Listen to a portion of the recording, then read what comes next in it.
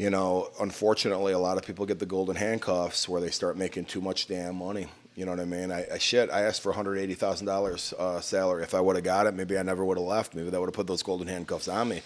You got people right now, this is 2005 too. You got people in corporate America, right now, they're IT, tech sales jobs, business to business. They're making 400 fucking grand. They could probably make 4 million on their own, but I'm just some fucking dude with a bachelor's degree. I'm not a genius, and these guys are paying me 400 grand to work at a pharmaceutical company to sell shit to doctors and take them golfing. Well, I don't want to do that on my own. You know what I mean? Yeah. Like, you start making too much money, those handcuffs get tighter and tighter, man.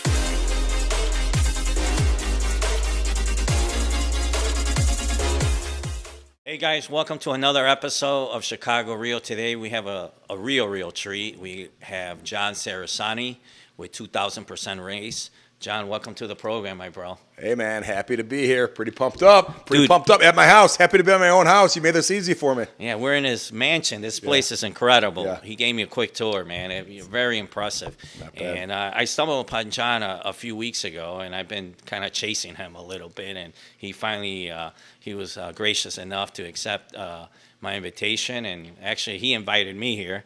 So thanks, John. Really appreciate it. No problem. Man. You were persistent, man. And actually, I love doing this shit. The only reason I didn't get back to you immediately was because I'm like, you want to do it live? This is going to take a half a day out of my time, but you came here, you set up quickly. This is fucking perfect, man. Thank you. Yeah, man. So thank you. You're the Dude, professionals. I'm very impressed because I was watching your stuff, and a lot of stuff you put out there, it's good, but it's just your story, man. Like how you were working and for a company, and you didn't get the raise you wanted, and you said, screw it, I'm going to start my own company. That's right. And years later, you sold that company for millions, and now you're out, building other people up and teaching them, and it's amazing, dude. So take me back, dude. I know I'm from the Chicagoland area, and so are you, and we share a lot of our ideas are similar. And so how did you start, dude, and how did you get into business? Just take me quick, dude. Yeah, man. No, I was working in corporate America. I was fortunate enough to land in an industry like insurance, because there's a lot of freaking money in insurance. And the level of entry, the barrier of entry to get in there is not very high. So once you get in that space, there's a lot of people in it, right? And if you're in the smarter bracket of that, you could really rise to the top. And I was fortunate enough to work at a couple of companies that provided me with good training. One of which was Arthur J. Gallagher, which is out in they're in Rolling Meadows now. They used to be in Itasca when I worked there. That's a big firm, right? Dude, publicly traded, one of the largest in the world, and that whole shit, man. I was on that fast track there, bro. I had the title. I was area vice president. Holy shit! My parents lived in Schaumburg. Their friends Norm and Sharon. My dad was a high school teacher, but their friends Norm and Sharon. They were their rich friends, man. And that guy was a vice president at Gallagher, and I got a job there. Holy shit! Maybe I could be like Norm one day, and all this shit. And they are great people and everything. But as I got there, bro, I just started to kind of ask a lot of questions. And how does this work? How does that work? Wait a minute. And I saw how good I was at the job and how much revenue I was bringing into the organization. So I went and asked for a 30% raise. And they basically looked at me like I had fucking three heads, man. I tried to go from 140 grand up to 180 grand. Mind you, I was bringing in the company about $1 million fucking dollars. But John, people just don't get 30% raises here. So I left and went to business for myself. And now looking back, I didn't realize it at the time. Good thing I didn't get that 30% raise, because ultimately I ended up giving myself a 2,000% raise, and that's what my brand is all about. Wow, yeah. That's incredible, dude. And you play football, right? Yeah, Notre Dame and Northwestern. Oh wow. Yeah. And what's your degree in? Well, here's Did what you finish? exactly. I'll let you know when I'm done. I'm just kidding. No, I graduated with honors, as a matter of fact. Okay. But I wasn't with honors. Why the fuck did I say that? I was on the dean's list twice, though, at Northwestern. That's one of my feathers in the cap, all right? I got into these schools because I'm good at football. I didn't get in because I was smart enough. You know what I mean? So I got classmates that are fucking valedictorians. I'm the dumb football player that's lucky to be there. And I graduated, I think, with like a 3.6, and a couple semesters I was on the dean's list. So that is an achievement for me, my friend. Wow. Yeah. So, but were you always smart at school, or kind of? No, I was, I was like a B B average kind of student. C. In high school, I got a 24 on my ACT. I had like a 2.8 GPA. I was definitely no dummy, but I also didn't really probably apply myself as much. I knew I was going to go to college for football, so I never really kind of went that extra mile in school because I was always good at football. I knew that was my ticket to get into these universities. And so were you eventually, your dream was to play in the NFL, or? Yeah, that was my plan up until the end of my senior year. Senior year at Northwestern, and I was the starting tight end. Or actually, I was the starting fullback. They moved me to fullback at the end. But I got invited to play in the Blue-Gray All-Star game. All right, it was on Christmas Day. You get invited to play in the Blue-Gray game, you're going to be drafted. I was projected to probably go in the fourth round. Everything was looking good for me. Something came up on my physical. They ended up doing an MRI on my spine and said, you're never playing football again, my friend. You got a contusion to your spinal cord. See this gray area here? It means it's weakening. Sooner or later, it's going to snap. You're going to be paralyzed. You can't play football. You're not up in a wheelchair. So took all that energy and passion and decided, you know what? Fuck this. I'm going to still get rich doing something. And put it into white-collar America. And did you always think that when you got that news, what did you feel? Like, my life is over, my dreams are over? Or anybody how did that feel? Anybody that plays football in college might relate to this, especially if you play a position like fullback or linebacker or offensive line. You're banging each other pretty damn hard, man. And I'd stayed in college 5 years, and by the end of that, man, it was almost like a fucking relief. Like, all right, football's done. I've been done with the football part of my life. I knew I was good enough to play. I knew I would have, I knew when I was in my 40s, I'd love to sit here on a podcast and tell you, hey, I played for the Cowboys for 3 years. Sure. All of that was right there. But honestly, bro, there was no decision to actually make because there was no. It wasn't like I was given a choice that you're going to get fucking paralyzed. The athletic trainers there is, we're going to tell NFL teams this. We have to disclose it. You're done. Then no one's going to take you anyway. So there's really no. Okay, well, it is what it is. Let's move on, man. But there was a moment, though, bro. There was a moment. My dad, I was very close to. He was also my high school football coach. He was in the room when we got those MRI results, and yeah, that was crushing, right? It was a little bit of a silent drive home. No one really said too much, and. Yeah. I mean, it's understandable. I mean, no one's cheering when they give you a diagnosis like that. You know? Yeah. Oh, man. I mean, the good news is, dude, I wasn't like the next Peyton Manning or something. I would have been a fourth-round draft pick if I was lucky. Maybe played a few years in the NFL, making league minimum. Back then, it was $225 a year, which that's nice money. But it's, put it this way: when I was 27 years old, you know what I was fucking doing? I was starting a company that I would later sell for a few dozen $1 million. My friends that played in the NFL, you know what they were doing when they were 27? Looking for their first fucking job. Wow. Yeah. Yeah. True, man. And when you got into the insurance game, did you always thought or knew that you were a good sales guy, or? I studied it, man. I studied it. I was very fortunate. This company I worked at was called Great West Life and Annuity. They're part of Cigna now, but back then they were standalone before all the insurance companies consolidated. And it was a true sales job, and it was one of the last of a dying breed. I don't even know if they exist at all anymore. They gave us professional sales training. We went to their home office for 2 weeks. We sat there for 8, then came back 3 months later. In between, at our branch office, they would freaking Friday morning meetings or Friday afternoon meetings at 4:30 p.m., Monday morning meetings at 7 a.m. Let's go over your prospect list. How did you approach this? Role playing. The best training I ever got, and I always tell young entrepreneurs this as well, or really anyone that wants to be a business owner, the number one thing you could do is learn how to bring in revenue. And you're not going to do this by just like reading the room. Professional sales training is. Really? Okay, cool. And you just went out there, dude, and just cold call and hit the pavement, huh? Yeah. Wow. And now when you started your company, you didn't get the raise. You immediately just say, you know what, I'm just going to do it, and you just. Well, I didn't tell them. I kind of dramatized it a little bit in my book that I gave them the resignation slip immediately, and that's not exactly how it happened. I wrote that in my book for dramatization purposes, but the reality is, it clicked when I didn't get that fucking raise, and they told me, that people don't get 30% raises here.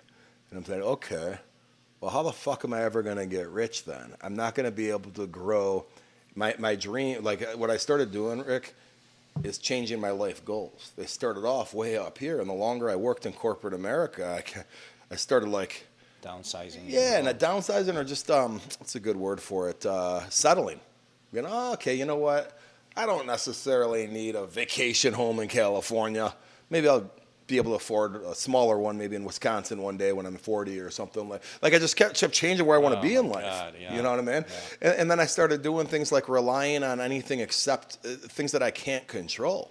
So I'm buying rental properties. This is early 2000s.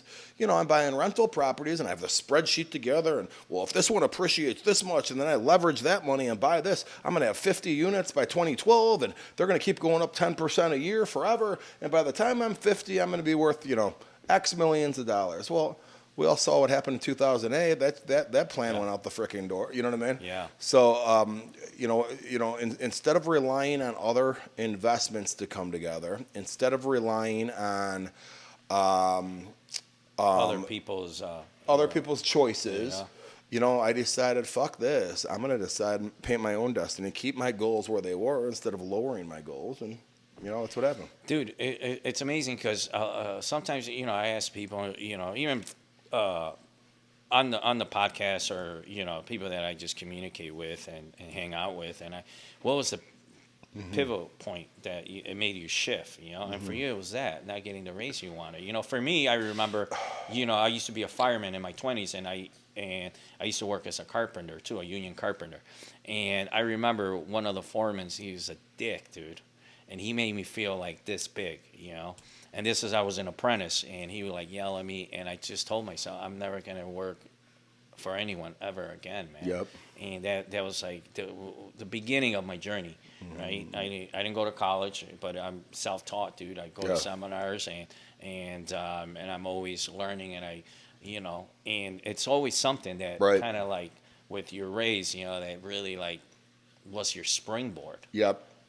To say, F you, man. I'm not that, you know, to each their own. That's their company. They could give raises wherever they want. But, like, it's amazing how that denial kind of helped you, dude. It was that. And then I would say right after that, too, I started interviewing with other companies to go work for. Ones that I maybe would have made a little bit more money in, too.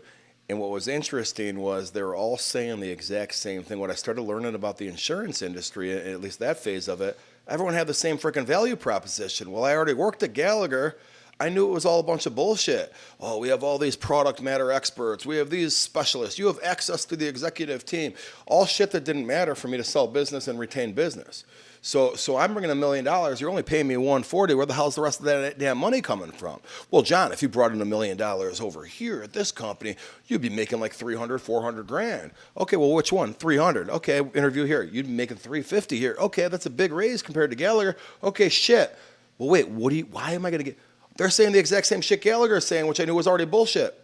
You know what? Fuck this. You know what I'll go do? I'll go take that $1 million I'm going to make per year and do it out of my house and keep the whole fucking million. And that's what I did. And then I went up from there. Luckily, I had this epiphany when I was 27 years old, bro. And, you know, unfortunately, a lot of people get the golden handcuffs where they start making too much damn money. You know what I mean? I asked for $180,000 salary. If I would have got it, maybe I never would have left. Maybe that would have put those golden handcuffs on me. You got people right now, you know, this is 2005, too. You got people in corporate America, right now. They're IT, tech sales jobs, business to business. They're making 400 fucking grand. They could probably make 4 million on their own, but shit, I'm just some fucking dude with a bachelor's degree. I'm not a genius, and these guys are paying me 400 grand to work at a pharmaceutical company to sell shit to doctors and take them golfing. Well, shit, I don't want to do that on my own. You know what I mean? Yeah. Like, you start making too much money, those handcuffs get tighter and tighter, man. Wow, dude, it's funny you say that. I just heard that analogy what you said about the golden handcuffs, and that is so true, man. It's true. People get like suckered into that, you know. Well, and it goes back to what I'm saying is like take yourself back to your 22-year-old mind with what your goals were for your life. I'm speaking to college graduates. Sure. Like, it's that kid that came out of college, right, and he had these goals and these aspirations, right? Okay, now he's 35. And his goals are different. But he's making 400 grand. And, okay, maybe I'm never going to have that house in Malibu that I thought I would have one day when I was 22. but this is a pretty damn good life. And he's damn right. That's a lot of fucking money. But I got news for you. If you have the capacity to make $400,000 working for someone else, and you're detail oriented and an organized person, you might be able to do that very same thing and not only make more money than that $400,000 a year, have something to sell at the end. When you want to retire right now, you're relying on your 401k plan. How much did you save of your own fucking money in your 401k plan? That's what you're fucking relying on. No, fuck that. I built this whole fucking company that's been paying me a couple $1 million a year, and now I get to sell it for $30 million at the end. Oh, fuck. That sounds like a better plan. Yeah, for sure. And so did you hire a team, or you just ran everything out of I your did house? everything on myself initially. I was also blessed because Gallagher, I did not have a great service team when I initially worked there. Well, I shouldn't say that. Some of the people were great, but it was in the transitional period where I ended up like having to learn other functions of the business because like, my customer service rep switched twice. There was attrition. Okay, well, I'm going to do that fucking job myself because you know how hard it is to sell this account? Now, I'm not going to hand it off to a new person. You know what I mean? Yeah. So I started learning every phase myself, and I said, you know what? When I go on my own, I'm just going to do everything myself until I can't anymore. And I had that bitch up to about $1.3 million in revenue before I hired anyone. Wow. Yeah. Wow. And how long you had it before you sold it to private equity? 9.5 years. Wow. And so after that, dude, you sold your company. Congratulations, you know. And what got you into the things you're doing now? You know, because right now, to the audience that don't know you, but they're gonna get to know you and follow you. You've built, or you're building like not a seminar. I hate to say a seminar company because what you do, elaborate a little bit. And when did you start that phase? So I sold the company in 2015, and I had to work at the company that bought mine. For 5 years. Shitty employment. I shouldn't say shitty. It was just how it is. So 5 years. So I'm there. Oh, wow. You had to stick around 5 years. Dude, talk about fucking hell, dude. A good friend of mine sold his company for, I think, $17 million.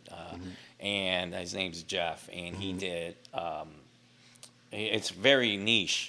And so he handled the leases. Okay. But he just handled the paperwork. He didn't sign the leases or nothing. I don't know, some kind of and throughout the United States, and he just sold it for like $17 million. How long did he have to work there? Like he had to stick around for 9 months. Only. 9 months, yeah.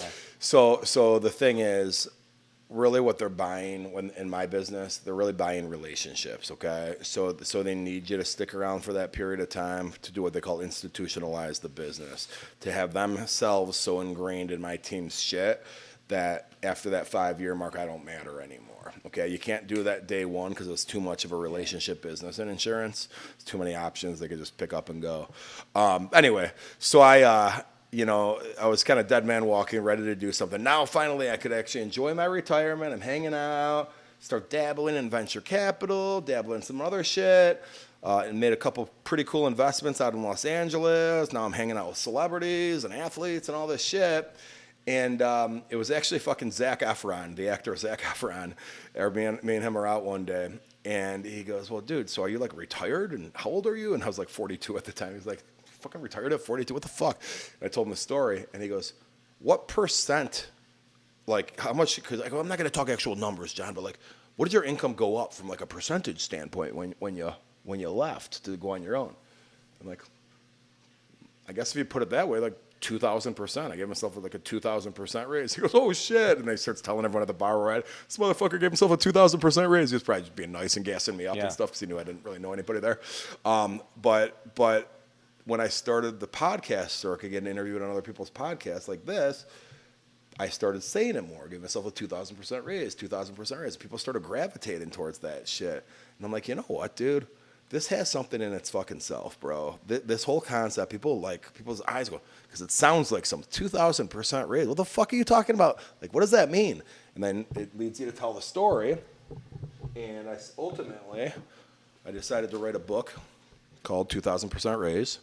And coinciding with the book, I launched a podcast also called 2,000% Raise. And with that, I started talking about it a lot on social media. So my followers went through the roof from that, and everything kind of just came into place. Now, what I'm doing is, in addition to everything else I just named, is actually getting together with people. There's a membership; it's free to be in. Then there's an upgraded one that's it costs $14.99 a month, but there's a free level, and you get invited to different shit I'm doing, man. So, for instance, tomorrow I'm going to Philadelphia. Hey, we're having a private steak dinner at the Prime Rib Steakhouse. The fucking cost, I charge a ticket price, but the cost is about what it costs. It's not like no one's getting rich off this shit. You know what I mean? It's literally the camaraderie and the networking. Why do you do that? What's I know that your story, right, and that motivated you to start your own company and do your own stuff, and but what drives you to do that? I think helping people, man, and people think I'm full of shit when I say that, dude. Listen, motherfuckers, you don't know what it's like to like grow up in Schaumburg. And it's a middle-class suburb. Everything's fine. You're from Cicero. You probably grew up a lot rougher than me. Schaumburg's a nice suburb, but you're not rich coming out of Schaumburg, right? And to be put in the position I put myself in, and then give it all up, man. I had this company I was selling and everything. Now they give you all the fucking money, give you that check, and now you got to go be part of corporate America again for 5 fucking years, and you're this multi-millionaire, but you're fucking sitting here taking orders from some assistant regional manager or an operations guy. It's like, this fucking sucks, and contractually you have to sit there, and that runs out, and it's like, dude, then the pandemic fucking hits, and dude, what am I doing with my life? I should be happy as fuck right now, bro. Well, then I found it, man. I started talking about this shit, and I saw people getting motivated by this. Fuck, dude, I'm kind of like a fucking stand-up comic up there. I'm kind of funny, too. I didn't know this about myself. People are really gravitating towards this. So I go towards being this guy that fucking is kind of lost a little bit, a pile of money, but lost to getting DMs literally. People exaggerate this shit all the fucking time. This is going to be my best estimate. I would say on average, some weeks might be 2, some weeks might be 30, but on average, I would say 10 DMs with somebody telling me I changed their life because That's awesome. And then they'll point to a specific video that changed the way they looked at things. Dude, and to be honest with you, I even told our producer, I said, hey, I'm trying to get this guy, John Cerasani, on our podcast, but, I know he's busy, and I started just Googling you and reading a little bit about you. I said, man, I hope, and that's why I was kind of being persistent. And but I said, he comes off a little rough around the edges, and that's just your personality, but dude, I could tell you're a good guy, dude. Like, thanks, I even told our producer, I said, dude, he is a good guy. He's like me. You reminded me of me because I could come off like that a little bit, but I just wear my heart on my sleeve, dude. And so I said, I know he helps people. He's doing this thing, and why would he have to do that? And that's what turns me on, dude. Like, because it's like you found yourself, right? Now here you are, you're freaking a multi-millionaire, tons and times over, and you could do anything or go anywhere you want. And what motivated you was helping others, dude, and getting others out of the pit you were in. And let me speak to something too. You just touched on something really interesting there about how I come across and maybe pisses some people off and shit. And it's all kind of together though, okay? People got to realize how social media works, all right? You come on there talking frickin' very conservative or moderately or whatever, and it's like, dude, it's not how the algorithm works, okay? Now, I am myself. I might be a little bit outspoken on certain things more so than I might be in a casual dinner conversation, but everything I say, I fucking believe. Here's the best analogy. I love this fucking metaphor, okay? I don't think I've ever said this out loud before, okay? I say it to myself all the fucking time, all right? You're from Chicago. You're familiar with Jesse Jackson, right? Yeah. All right. Familiar with Al Sharpton, right? Think what you want about them, right? Do you think Al Sharpton or Jesse Jackson are ever going to be like, hey, you know what, the white Polish Americans are under, they really got suppressed here, or the Italians in Chicago are really under, they're not. They might think it though. They might understand that did happen at one point, but that's not their cause to acknowledge that. Right. Their cause is exactly what the fuck you hear them talking about all the time. Right. That's not their fucking cause. Right. All right? So when people come at me, John, why the fuck are you saying this about W-2 employees? Don't you know some people should be W-2 employees? Don't you know that we need good W-2 employees to work for you? Good for you. That's not my fucking cause. Yeah. And so I get that, dude. Yeah. And so But thank you, dude. Like this, it's the more I like read about your stuff and all that, and you had an event in October, Yeah. right? And was that the Vegas one? Yeah, dude. So we've only had. Shoot, dude. I was like, man, I was out of town, Yeah. but and then you had one in Chicago. Dude, before we're doing that. all the time. Like, So damn, listen, I we've was only like, had 3 so far. Tomorrow's our 4th event, bro.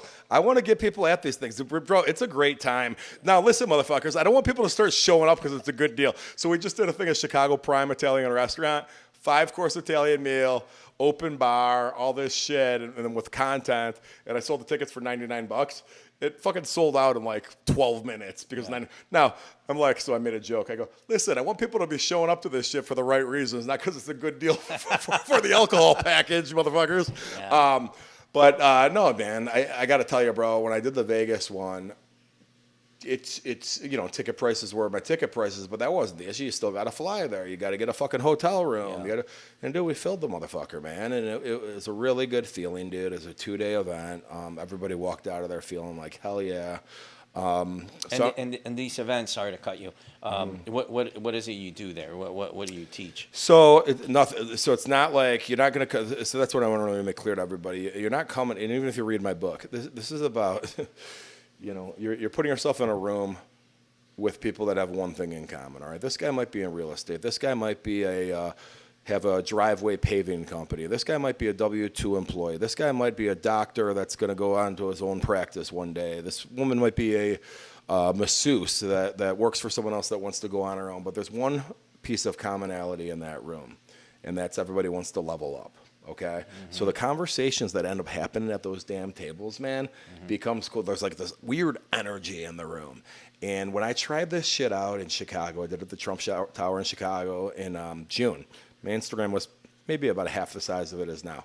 I'm like, dude, I hope fucking 20 people show up. I had no idea. 20 people. Dude, I didn't know if anyone would come, bro. It's easy to get likes and fucking views. It's hard to get people to actually get off their ass and do it. Well, I put the damn thing out there. I'm thinking, okay, all the people I know from the suburbs are going to go.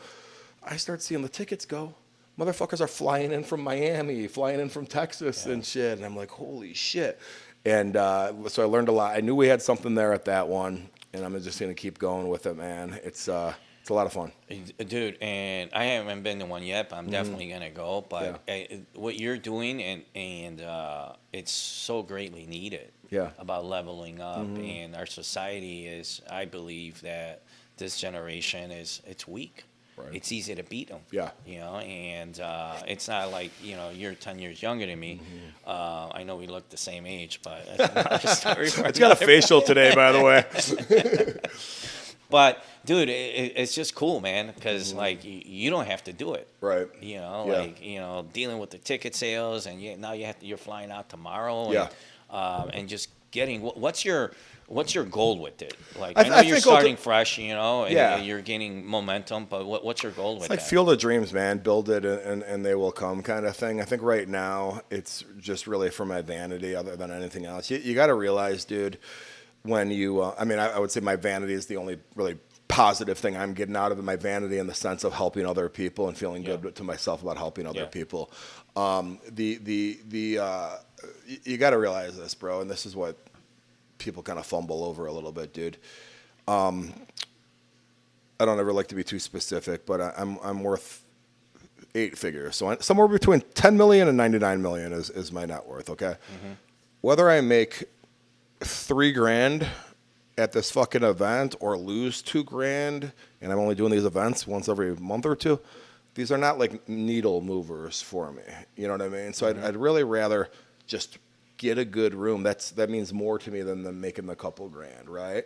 My book, you go write a fucking book. You think you're gonna get fucking rich selling your fucking book? You got your head up your ass. So you're not, okay? Books are very difficult. You're not gonna make any money. If your book is selling something else, that's where you make your money. Selling the book its fucking self, you ain't making shit unless you're like Barack Obama. Ultimately, I am getting out of it what I want out of it right now. I would like to be that bigger with bigger stages and more people involved that I'm impacting. And I think as that happens, Rick, certain opportunities are probably going to come along the way that are more than a couple grand. You know what I mean? Like, it'd be great right now. I've kind of floated it out on my emails to my members. It's like, hey, if anyone has a brand they want to sponsor or whatever, it's just to help with some of these costs. So I'm not like, fucking eating this shit myself. Everything, yeah. Yeah, so I've had a couple brands reach out. I have a sunglasses company. We haven't signed it yet, so I'm not going to say their name. But they send me a bunch of product, give me a couple bucks. I like their product. They got a company that makes these big-ass fucking hats for people with big hats. But it's funny, though. It's because it's cool because the shit comes out organically. Somebody messaged me. I used to wear a hat on backwards, and it's a snapback. They'd always see me on, like, the last button. So he goes, dude, you got to get these hats from Mammoth Headwear, bro. I go, who? They make hats for fucking people with big fucking heads. Really? So I go to their website, get one from the guy. The guy happens to see that I order it. It's an independent dude. He starts looking at my Instagram page. He has a pretty cool following. And he goes, hey, dude, we should. So anyway, he ends up sponsoring my event in Las Vegas. Cool. You know what I mean? He should be taking notes because he's got a big head. Mammoth, I'll give you one. I'll give you one before you leave. I have like 20 extras upstairs. And so that's cool, dude. And these events, man, like what are like the stories? You're like, people like reach out, like, because I totally get it. Yeah, I 100% get it. And so, like, what like really like stories you hear after the events? Yeah, well, everybody loves it, dude. Everybody loves it. If you go to my website, 2000percentraised.com, you'll see a bunch of testimonials with people like yelling, like having a lot of, and it's just fun. But what's interesting, bro, is people come for different reasons, dude. I think some people just come because they think I'm a caricature, and they think it's funny to like hear me talk and just want to be a part of it. You're like, dude, you pump me up, bro. Let's fucking gamble in Vegas sometime or whatever. And then you got other motherfuckers that are trying to fucking raise money for their company, and if it's not going to be from me, they want it to be from people that I know and start rubbing elbows with the right people too, which is fine too.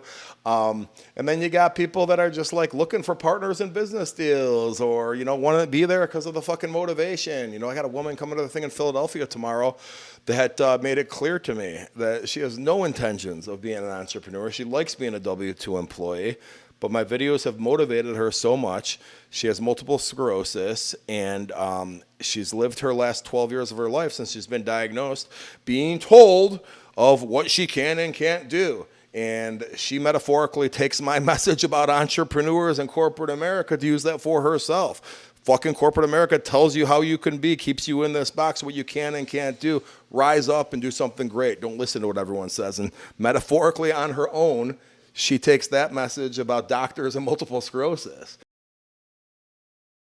Pretty fucking cool. Yeah, and she didn't know this, but me and her had a little moment when she bought the damn ticket. She told me this story, and my mom has passed away. She had multiple sclerosis. Oh, it's like stuff like that, man. It's fucking a lot of fun, bro. A lot of fun for me. There's a principle, right? Whether you believe in God or not, I believe in God, and I believe that sometimes, when you meet people, it's for a reason, And so, like, like this lady you're talking about, it's just amazing because it's like you're there for her.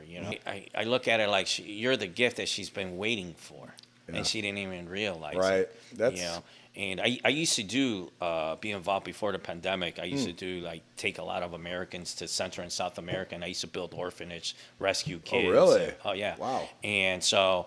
And I did that for like 12 years. And, on the side, I had a foundation. And it was pretty cool, dude. And every time, my goal was to help. And one of my good friends, we used to take like 40, 50 people. And he used to help me run the thing, And a lot of times we would think, you're going to change people's lives. But usually the life they change is the people that are going out there to help. Dude. Yeah, I could see that. And they just come like blown away, like when you see poverty like that, or, so I remember, it was from all ages, right. and I just say that because it's like you're doing the same thing, and I'm like stepping back, and he's like, oh man, he's starting when I remember back in '08 when I got when the market crashed. That's the first year I actually went to Honduras. Just like it shocked me to the core, dude. Like I couldn't believe it. I felt like I got to do something about this. Bro, I did a trip to Honduras. I did an Eastern Caribbean cruise right before the pandemic with Rotan,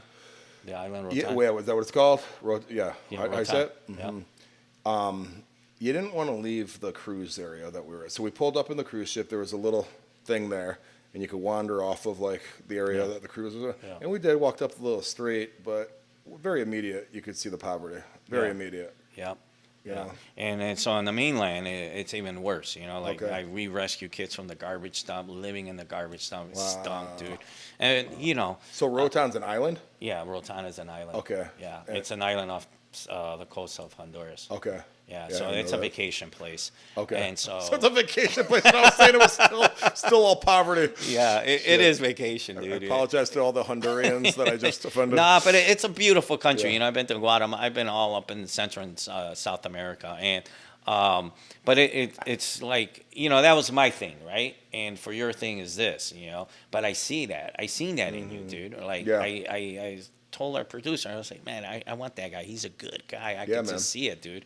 And this is your, you know, mission trip to help others, dude, because that's the biggest motivator. You know, that's why I asked, what motivates you is this stuff, seeing that lady and getting the DMs. Hey, man, your thing changed my life, because Right. at the end of the day, dude, like, and when you're in your deathbed, you know, and hopefully, you know, we live, you know, full, you know, and old and wrinkly, that no one's gonna really care, you know. I mean, I see your house, dude. Like, I wish I had a house like that, you know, and that gives me a thing to just being here, dude, Yeah. and encourages me to level up, you know. Thank you. And thank you for that.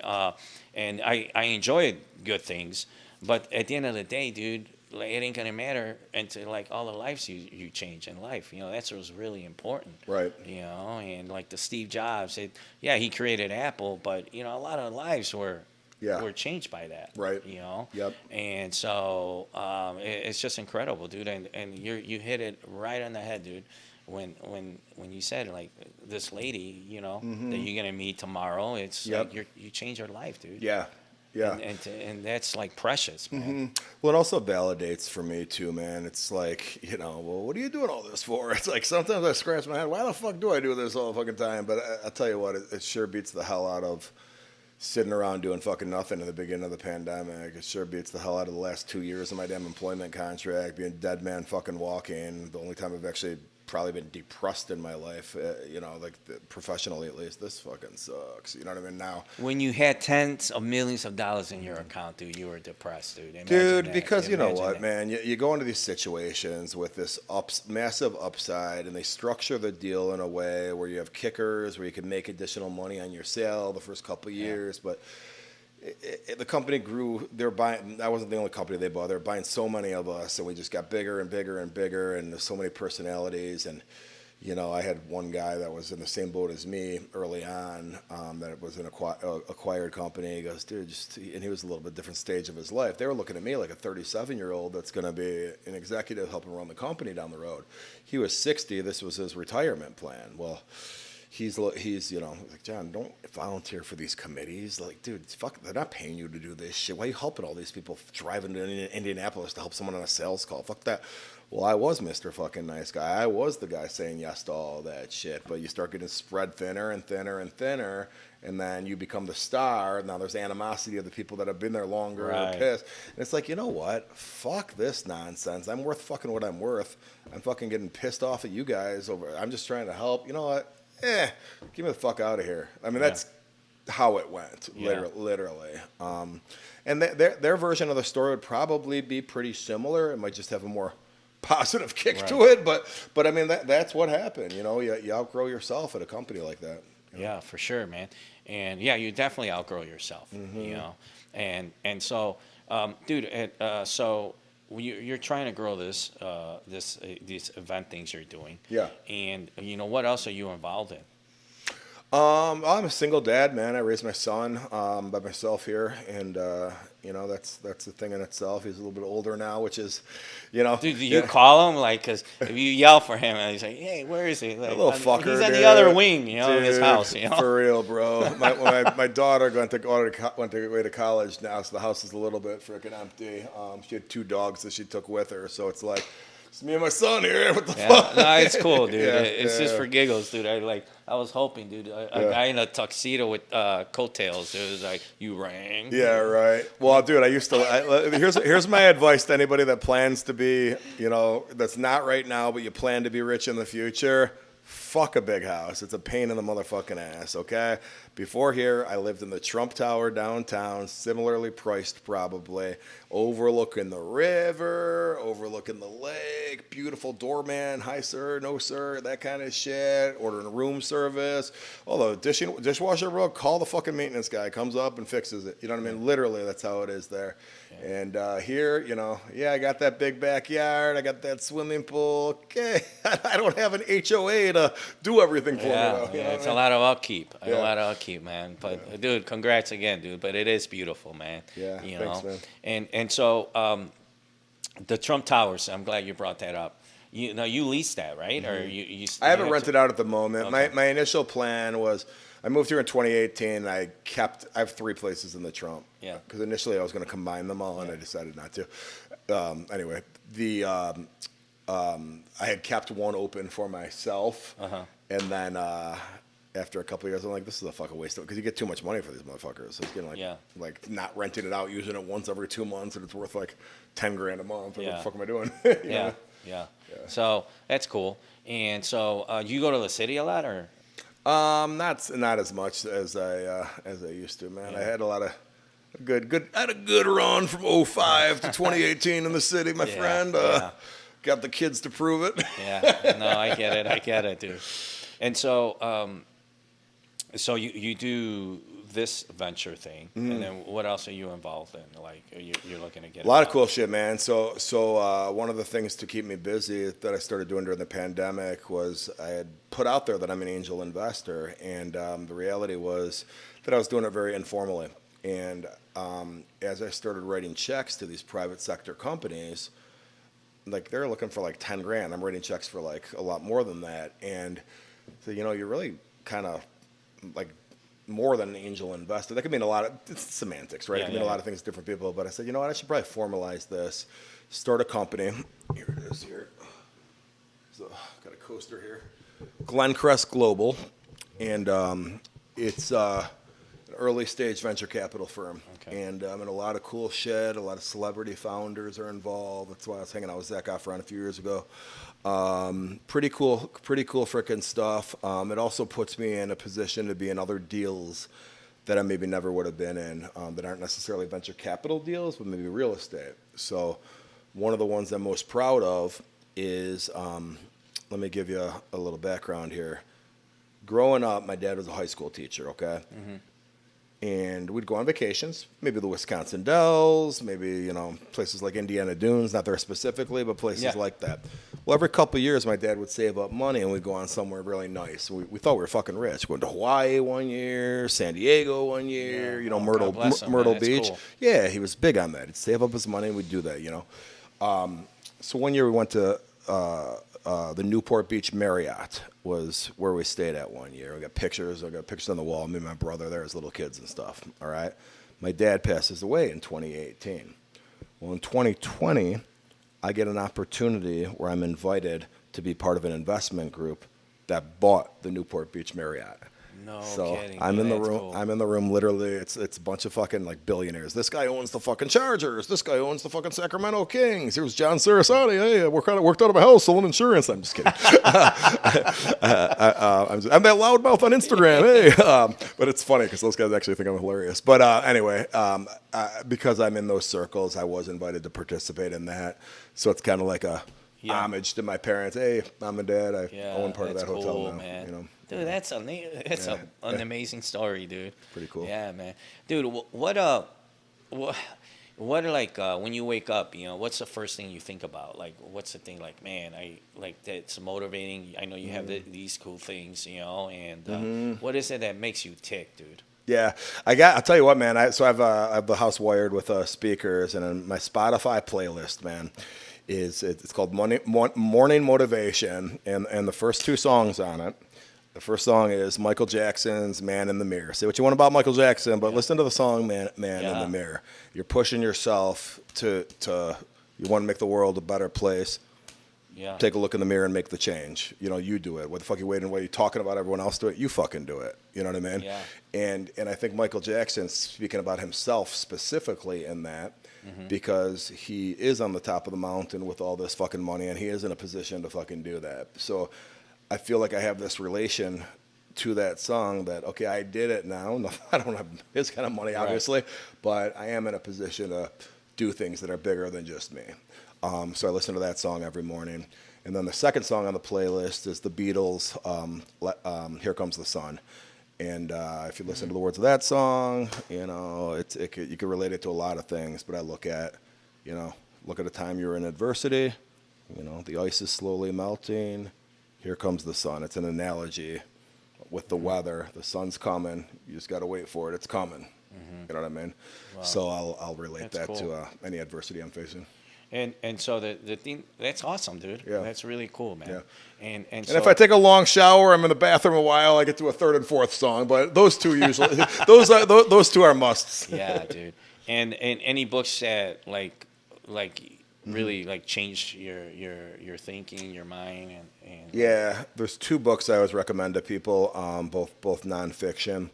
And this first one I'm going to recommend is like, I don't know if I learned this shit from reading the book or if I like already thought it in the book, because it's so second nature to me, the principles in this book. It's Robert Kiyosaki, Rich Dad, Poor Dad. okay.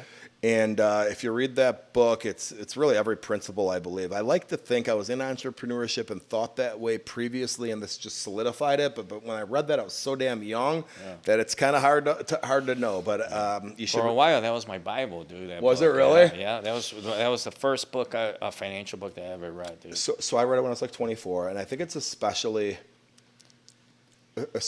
good for somebody that maybe doesn't see the world that way already. Right. You know what I mean? Like for me, I was freaking having poker games, taking 10% off the top when I was in high school. I was doing like, selling baseball cards when I was in fourth grade. I've always had that entrepreneurial mindset. Yeah. So I think for me, it just kind of reinforced that. Yeah. Whereas some people, dude, that are not even thinking that way, that Right. book could be extremely eye-opening for them. Right. You Yeah. know? The other one is Dale Carnegie, How to Win Friends and Influence People. Dude, those are my. I just told somebody to get that book, and that's a great book. I keep 20 of them in my house, man. I give them to people that I think could need them. If you're a Yeah. fucking asshole, I won't give it to you. I'll just like, hey, keep being an asshole. I won't mention this to you. But if I like you and I see you doing a couple things the wrong way, hey, do yourself a favor, read this book. I don't even tell them why. Some nice guy comes to your house and a younger guy talks about himself for fucking 2 hours. But you could tell he's a good-hearted, nice guy. Hey, man, check this book out. Yeah. There's a updated version of it's How to Win Friends, Influence People of the Digital Age. Oh, really? Yeah. Okay. And it's same thing, but it's just kind of like they talk about social media Yeah. and all that. So that's a great book, man. It's another book, though, man, that like you give it to the wrong person. One thing I've noticed in life is the principles in that book, especially Dale Carnegie, it works on most people. But if it's a bad person, dude, that principle, that don't work on it. If this person's irrational or illogical or just a scumbag, the principles of that book don't work. It's very few and far between. But if you come across the right person on that, like, shit, that's my litmus test. I go, this person's not responding to textbook shit from that fucking book. He's just a fucking guy that's out to get you. Yeah, for sure. Yeah. You know that they used to have a course. Yeah. Do they still do that? The Carnegie Carnegie Institute or something, right? or something like that. But I know that I read Warren Buffett's biography, and he went there because he was shy. Oh. And he knew like when he was selling, investment stuff, that he was shy, so he learned how to sell and speak. And and he talked about that. They used to make us stand on top of the tables and just to get you out of your comfort Really? zone. Yeah. Oh, okay. Yeah. So, I remember my first version of it had like a 3-page ad at the end about the Carnegie Institute and stuff. I remember seeing that. So that's actually the only reason I was even familiar that they were doing that. And I never knew one of my mentors, Everett Rank. I haven't talked to him in years, but he was like a phenomenal instructor on body language and all that. And he used to have me teach. He's the one that helped me with real estate, dude. God bless that guy, man. I was broke, dude, and he came to my house and he used to go have these big seminars, dude. They used to pay him, dude, like $50K a crack, dude, just to go there and speak and all this stuff and talk about real estate. And long story short, he used to make me. We would be at a restaurant and he used to have like people get up his mentees and get Yeah. up and get everyone's attention. Okay. And offer them $20, and he would tell us a joke. Offer them this if they get this riddle, and we used to have to get up, dude, and really. Like, Really? and yeah, he was embarrassed us. So it's the kind of the same principles. You know? Yeah, dude. He's like, hey, I got a $20 bill. If you could tell me who was the president in 1985, you know. Too funny. But what was the president's name in 1985? But whoever the thing is, it was the current president. If I ask you who was what was the president's name in '85, they would say Ronald Reagan, you know, or George Bush Sr. But no, it's Joe Biden. Yeah. Because I didn't say who was the president. I see. It's a mind trick like that. Yeah. Okay. So and the people would like, you know, he's like, Rick, you got these people's attention, but these weren't even paying attention. Yeah. Get up again, and I want you to like Yeah. stuff like that. Dude. Right, Or I would okay. teach on like mortgage or credit repair, and he would like stop me, dude. There would be like 200 people in the room. Oh, God. And it's like, here, I'm gonna have Rick, dude, and he would just throw me up there, dude. And he, you know, because I'm from Chicago and I use fillers a lot, and he would like call, you said like 20 times Right. in the last 15 seconds. Does anybody know here? They don't know, Rick. Yeah. Start again. Let's go. I say Yeah, he five. put you, and it's good, dude. I think it gets you out there, you know. Like that's why that book, dude, I recommend it. Yeah. Dude. That's phenomenal. Great, dude. great Yeah. book. Great book. Yeah, dude. And let's just switch courses here. Yeah. The Fyre Festival, dude. Yeah. How in the heck? What's the dude's name? I Yeah, forget. Billy McFire. Yeah. Billy McFire. Billy McFarland from the Fyre Festival. Yep. Yeah, dude. I only know that name and heard of it after when the guy was going to prison. Yep. And I saw a news clip of you and him and whatever news channel that was. You guys were being interviewed. Yeah. How in the heck that come to pass? Well, so Billy and me, he was a guest on my podcast when he got out of jail. And he's a smart guy. And anybody that's been around him would never tell you he's not an intelligent person. I think that would be the consensus, really, with unanimously. The thing is, you know, he went to jail for 6 years, and he was 24 years old when the little escapade frickin' started. You know what I mean? And he made some bad decisions. Dude, and they made a documentary of that So too, right? yeah, so it's a Netflix documentary called The Fyre Festival that. It's pretty bad. Yeah. But I'll tell you this, man. He makes the same mistake, or he made the same mistake that so many entrepreneurs that I work with make, that are young entrepreneurs, all right, that are raising money. It becomes almost like a blurred line between optimism when you're talking to investors versus lying to investors. And Billy definitely crossed that line completely, and he went to jail for 6 years from it. But I got to tell you, I sit back in my venture capital with my venture capital hat on, and some of these younger founders that I work with, shit, if I listen to all of them, bro, out of the 30 deals I'm in, I got 30 future billionaires that I'm going to be best friends with 10 years from now. All of them are going to be billion-dollar fucking companies. And the way they fucking talk, they say it matter-of-factly. It's dogmatic. They state opinion as fact, okay? So a lot of them get right into that, you know, scenario where they cross that line. And the pro forma, so it becomes a lie. Well, you start lying about that shit. That's different. But Billy was so deep that he was actually trying to execute this festival and on an island in the Bahamas in it. And what he went to jail for was he started raising money because they were running out of money there. So, like, people were going to show up on the island in 6 days, and they had to build this infrastructure that didn't exist. So he got wrapped up in his own bullshit, and he knows it.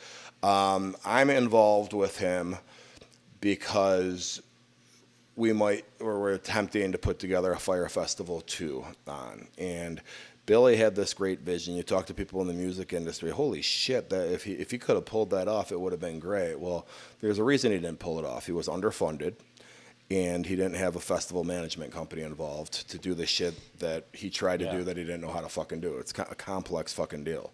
And if we solve those two issues, it could be a really big fucking success, man. It could be a really big success. And, you know, you talk about my kids and stuff. It's like, you know, my 20-year-old daughter lives in Miami, and she has a friend of her. She's in the elevator, and she overhears people talking about, hey, you heard there might be a Fyre Festival too? And the night before, she's on FaceTime with me and Billy from his apartment, fucking telling her about it, and she hears strangers talking about it on the street because it was on the news that morning. You know what I mean? Yeah. Talk about being the cool dad. You know? Yeah, What I mean? that's cool. And he's already selling tickets for it. Is that true, bro? He has put up pre-sales out there. Yeah. And how is the pre-sales going? Well, he's very strategic how he does it. He does, okay, 100 pre-sales. He doesn't tell you where it is or who's going or anything about it. Doesn't even say the damn date. People are buying them, though, man. People are buying them, though. And I will say this. He wants to put a whole brand around it. It's not just the festival itself. So he just did a thing in New York a couple weeks ago where they did this, like, they call it the zero gravity thing. They're fucking nuts. I'm like, dude, he wanted me to come. I ain't fucking going to that thing. It's this small propeller planes where they're flying up. They turn the fucking engine off. And then... Yeah, so if you looked at his Instagram a couple weeks ago, you see people with these rappers and stuff, and the fucking like, holy shit, going nuts. He goes, John, you gotta come to this. Dude, there is no fucking way I will come to that. I'm scared to get in a plane like that, let alone if you fucking turn the engine off on purpose. Yeah. Wow, that's crazy, dude. Yeah. And are you a little bit like cautious about it? You know, obviously, right? Yeah, I think it served a dual purpose, Rick. When me and him first started fucking with each other, there was really two reasons why. I think on his end, me being a venture capital, owning Glencrest Global, having a good, business presence out there, I think that was what was in it for him. You know what I mean? Some credibility, if you will. And for me, I'm still building my brand, and I'm looking for additional media exposure. And I do believe in what he's trying to do. If we could pull off, if we check these three boxes, we got a fucking winner here. So I got that upside. But in the meantime, too, we kind of went, shoulder to shoulder on a media tour, which is probably what you've seen. Yeah. We're fucking on News Nation. We're on CBS. Yeah, we're on Entertainment Entertainment Tonight. I mean, it got a lot of pub from that shit. Yeah. So for me, it drove people to my Instagram page, and there are some haters though. I would get people, hey, why are you fucking hanging out with Billy McFarlane, you fucker? But I got to tell you what, I had him speak at my Chicago event, and it was pretty well received. He's a smart guy. Yeah. Yeah. Well, that's cool, dude. Any last? I know we're kind of wrapping up, but any piece of advice do you have for that person, right? That's like going through a hard time in business, or maybe second guessing themselves, and I know you've been through the ringer. What advice you have for people like that? My advice would be this: don't change your goals and what you want on life to conform to your existing routine. Instead, change your fucking routine to keep your goals. And a lot of people, somewhere between age 20 and 35, they do that the opposite, unfortunately. Wow. Well, thanks, dude. And if they want to get a hold of you, your investment company, 2,000% raise. Yep. How do they? 2000%raise.com, 2000%, the word percent raise.com. My Instagram is at John Cerasani, which is usually where I'm at. I'm on TikTok and YouTube as well, but my Instagram at John Cerasani is the move. Bro, and let me see Yeah. this book here. How do they get a hold of this book? So if you go to 2000%raise.com, there's a direct link to it. It's also available at Amazon. And if you come to any of my events, you get a signed, personalized one. So the next one you're having is in Pennsylvania, and then when is the following for next? We're taking a little break for the holidays. So Okay. again, we just started rolling this out. I wanted to do a few right in a row. We did Chicago, Vegas, Schaumburg, Illinois. We did Fort Lauderdale, and now Philadelphia. Then it's going to be like, whew, okay, take a breath. How do they all go? So knock on wood. Hopefully tomorrow goes well in Philly. And then we have a group Zoom call December 11th, depending on when this airs. If you're a member, you get invited to the group Zoom calls as well. And then somewhere right around the end of the year, I'll be announcing where January, February, and March are going to be. But we want to be in different cities, man. That's our plan. That's cool. Guys, follow this guy if you want to be motivated, or maybe you're a business entrepreneur or thinking about it, whether you're a W-2 employee or whatever. Follow this guy. He's very inspiring, man, and he tells it like it is. John, thanks again. Thank you. Appreciate it. Awesome.